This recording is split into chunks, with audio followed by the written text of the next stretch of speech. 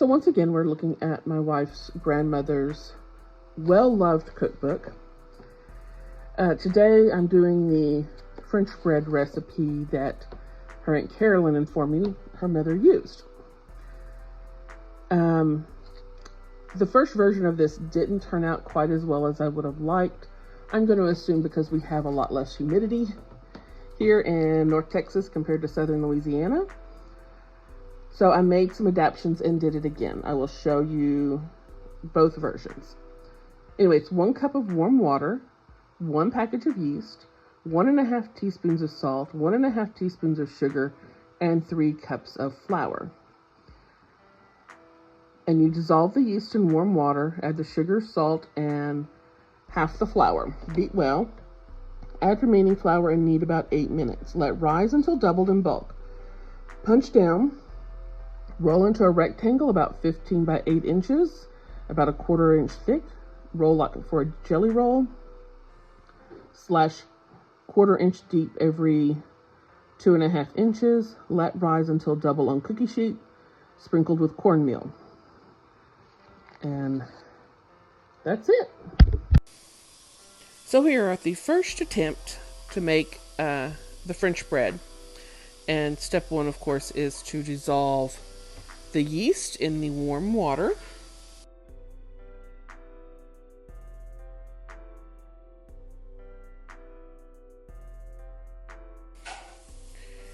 And then it said to put in the sugar and the salt and half the flour. And at this point I started to sift the flour into it. It's 1.5 cups at this point. And I just sifted it into the bowl and then mixed it some more.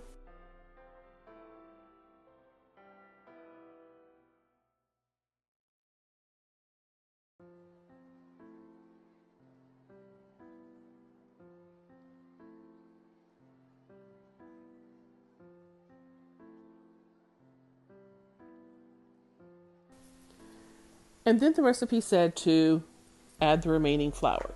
So I sifted in the last 1.5 cups of flour. This is where I went wrong. Just telling you right now, putting that whole 1.5 cups in and then mixing it. I'll show you what I do later. And I proceeded to knead it with the bread hook for a little bit. And this is where I began to suspect that there was a problem.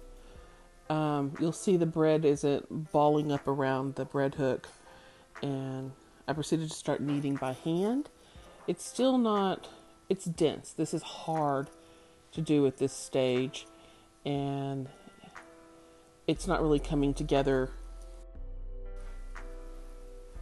The dough is stiff. It's not developing that nice smooth texture that you expect from a good bread dough. And so after it had risen, it doubled its size. It's still, you can see it, it's just not looking cohesive, but I continued on. I did moisten my hands while I was kneading the dough previously to try to add some moisture to this, but I'm not sure if you can see how stiff this dough is even after it had doubled in size from the first rising.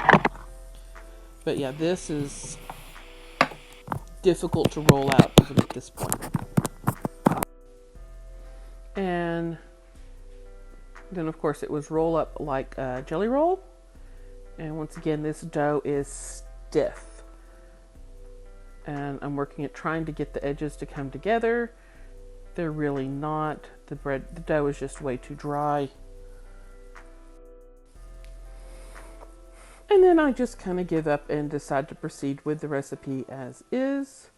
I was very stubborn with this. But next was involved cutting slices about 1/4 inch deep.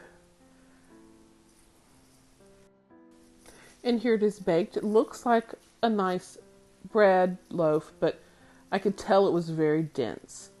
And when I cut into it, You can see the crumb is a little kind of gummy in the center looking.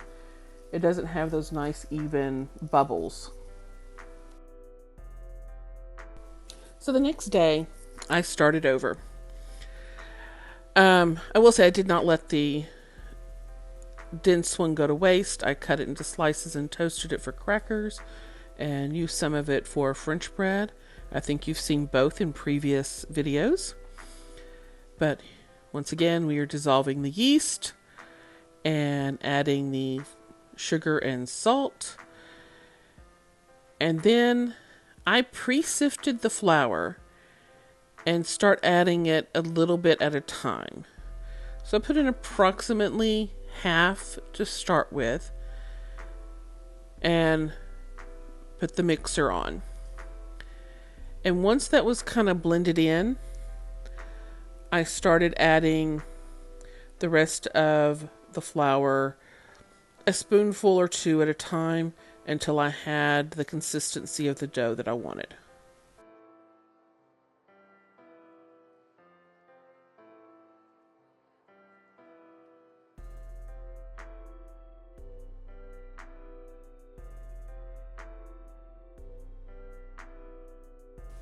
So here we are, the bread dough is mostly kind of clumping around the bread hook, and it is a soft dough that kind of, you push into it, it doesn't stick to you, but it is bouncing back a little bit, and you can see probably have about a half a cup of flour left over.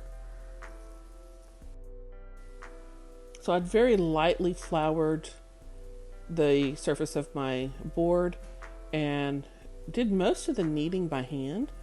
I would like to point out the difference in the texture of this bread. It is soft. It's kind of cohesive as I fold it over. You're not seeing the seams as much. They kind of start to blend in. It's easy to handle.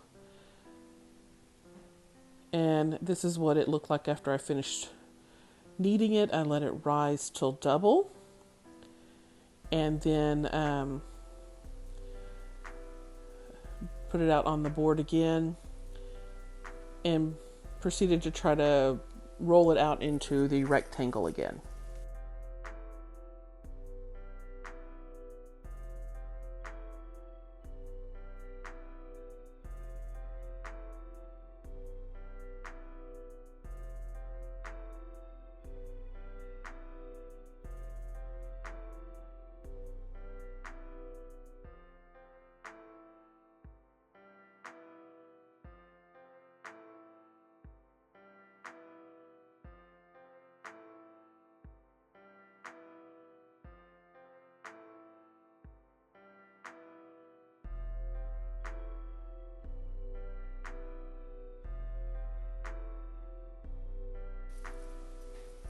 And once we have the approximate shape going, I start rolling it up again.